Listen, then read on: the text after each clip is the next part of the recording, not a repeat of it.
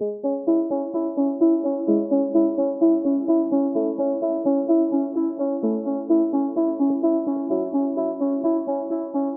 start off by saying, how are you? What's your name? My name is Michael Groce.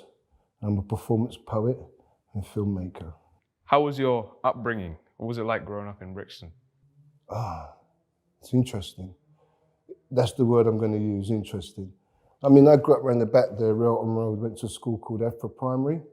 And so it was very much a black Caribbean upbringing. I just had a lot of music, it was a lot of poverty going around, there's a lot of struggle. My mum had 3 kids by the time she was 18, so it was quite tough for her.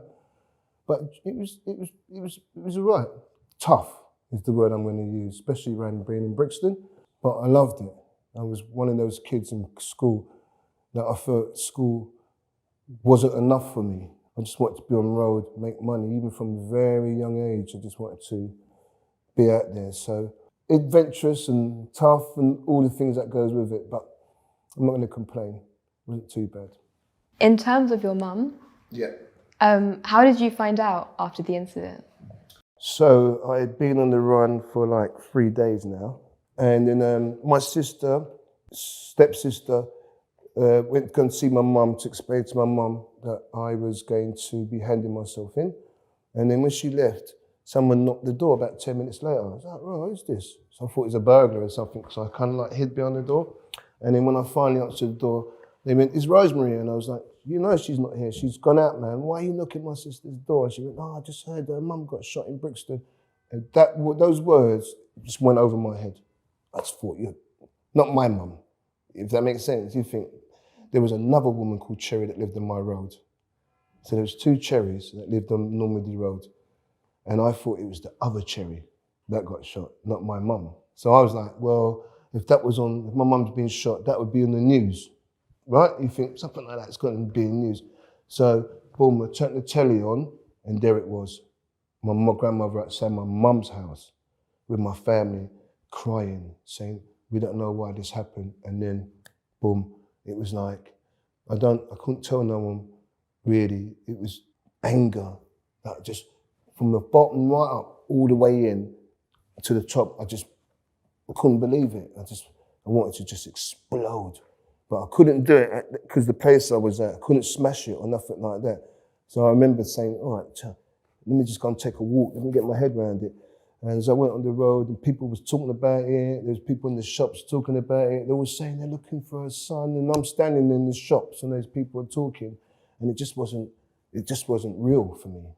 It was another thing that was going on for me. And so I just couldn't take that. And then it was just making arrangements for me to hand myself in. So I was in bits. Numb is the word I can describe. And I was angry. I wanted to kill someone, I'll be honest with you. And I actually remember going back down to Normandy Road in the middle of the night to my mum's house to see if I can go in there, see the family and everybody like that. And it was surrounded. So I can see it from a distance, and that was it. I just thought, you know what? I need to just hand myself in anyway. I'm realising that I'm not going to see her unless I really proper hand myself in the next day, which what they agreed. And even then I wasn't too sure if I was going to see her because I thought I was going to be put in remand. But yeah, it was tough. That's how I heard. So, why were you on the run? So the police were looking for me in connection with an armed robbery. All right? So a friend of mine got arrested and we was under observation for a couple of days. And then they came for me. Now, I had a gun in my house and I had an argument with my partner at the time, and I showed off and fired the gun. As I fired the gun, the door knocked. And I was like, this is a neighbour. They're going to complain about the noise and blah, blah, blah. So I went up the door, there was a police officer standing there. And he asked me for my name. So I thought, I can't give him my gun now. It's got smoke coming out of here. So I went to close the door, and as I went to close the door, he put his foot in the door. So I pushed the door back and I put the gun in his mouth. Made my escape. Left the gun, made my escape, went on the run. So they came after me for the robbery and they want me for firing after a police officer. That was the original story. They said I fired after him, which I didn't. But so I was on the run for 3 days for that. And I wasn't prepared. I went on the run because I wasn't prepared to sort of hand myself in that moment with that charge on robbery plus a possession of a firearm. It wouldn't have made, I was looking at 40, 30 years. And so I needed to find a barrister. That's why I really run. And it was while I was on the run, those 2 days, that it just escalated too fast. And before I knew about it, it was at my mum shooting my mum. So Thatcher. What did you think about the police before your mother was shot versus after? Right. I didn't think nothing about the police before my mum was shot. I was a career criminal. So I just thought about them, how criminals thought about them. I'm trying to do something, they're trying to stop me. We just had this game that goes on. There's levels. I think people don't really understand. There's levels to the game, so in that sense, the relationship between the community or those criminality and the police, right? So I wasn't like an early criminal that was trying to find my way or just hating for the sake of hating. I've been involved in criminality since I was a little boy. So my relationship with me and the police, that's what made this one extremely strange, because me and Brixton police known each other since I was a boy, right? And it was really weird that they came after me to shoot me, because they actually know me, and we never had that relationship. But I found out afterwards there was a miscommunication. They felt that I had done something earlier, so I did, but they took it that I'd crossed over to the danger zone, if that makes sense. Normally I didn't go that far. I just sort of like, I get arrested, they were saying, all right, Michael, this is how they knew my mum. They knocked my mum's door, said, Cherry, tell Michael we're downstairs. That's how they spoke to me and my family. So my mum would go, Michael, there's some friends downstairs. I look at my watch, it's like 6 o'clock in the morning. There's only one friend.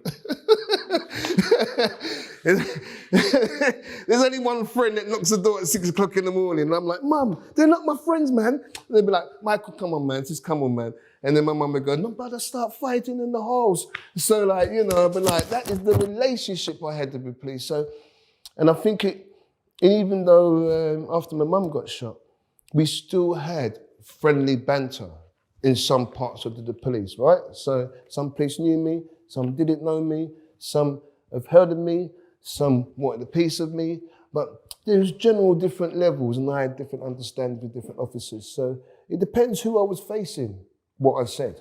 So if it's someone that's fresh and he didn't know me, I'm going to put him through it. If it's someone that knew me and he knows I know the game, we sort of like get to some type of arrangement. Am I making sense? So that was the level I was on. So it's very difficult for me to say how do I feel about them. But generally, yeah, I've got a healthier relationship than most, which is not something to be proud of, but that was the situation, the scenario. So, yeah.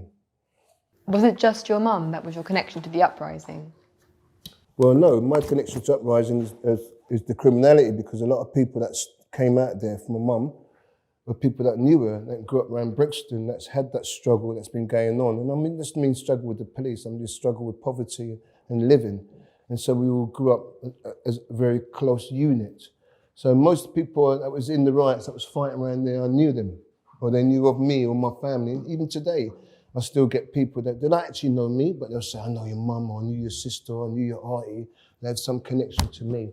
So in that sense, I had a big connection.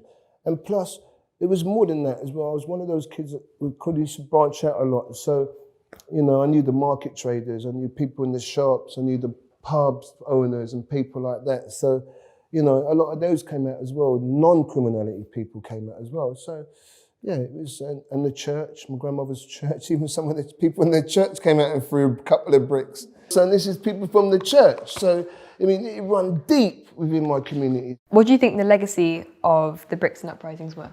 I think legacy is what you see today, right?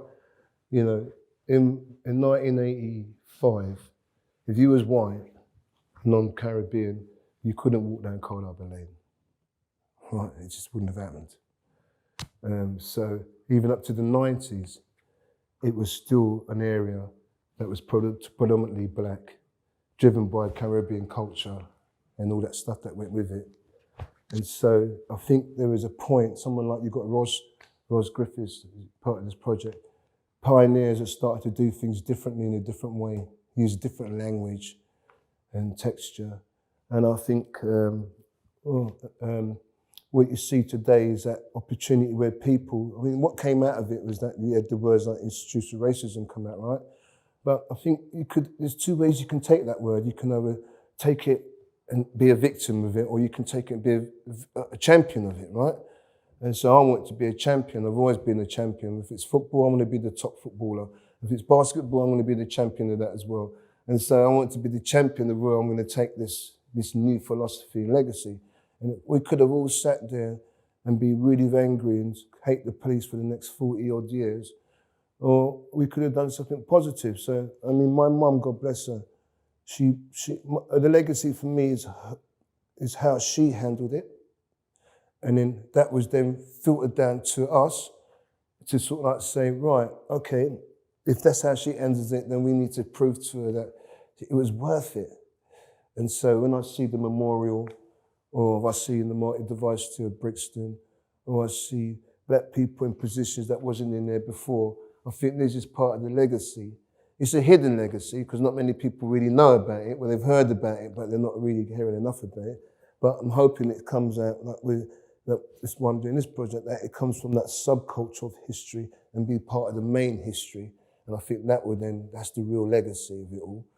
And me, you know, my mum sort of like took the bullet for me, and she had this innate belief in my ability, right? And it was like me sitting there when I was negative and in pain, and she'd be like, she gave me this quote, and she said like, what's the matter with you? And I was like, oh man, I've had enough, man. And she just said, there's only a little quote, I know but she just sort of like adapted it for me. She just sort of like said, yesterday was the past, tomorrow's the future, today's a gift. That's why they call it the present. And when I was seeing my mum can say that poem, that's them quotes to me in a wheelchair, you know, paralysed from the chest downwards. She's walking further than most people who's got legs, you know? So it made me realise that if she can move on or go to that next level, to take us to that next level, then I've got no choice but to take that baton and run with it, right? And so it was really important that we did that. I think the first time she seen me win my poetry event, because I goes, right, I'm going to change. She goes, why don't you work in McDonald's? I say, I ain't working in McDonald's. She goes, no, man, you do good in McDonald's, man. You'd be all right. I said, no, I don't want McDonald's. I want to be a poet. And she's like, what? What do you mean poet? And I think everybody that heard that I wanted to be a poet was really shocked. But when I won my first national prize, right, and I took it home to my mum, she was the first person I took it to, she kind of like looked at me, she goes, yeah, all right, no, cool, no problem. And then I walked out the room and then someone said, my mum went, Ross, Michael, do good you. What, check him out now. And she had a big photo of me taking my prize, and she was like, yeah, man, put it there, like that. But when I come to the room, she'd say nothing. She'd be like, so what, boy? So, but the legacy for me is what we see today, really. And I think that legacy of the currency of kindness is what she was all about. And I think that resonated with me a lot.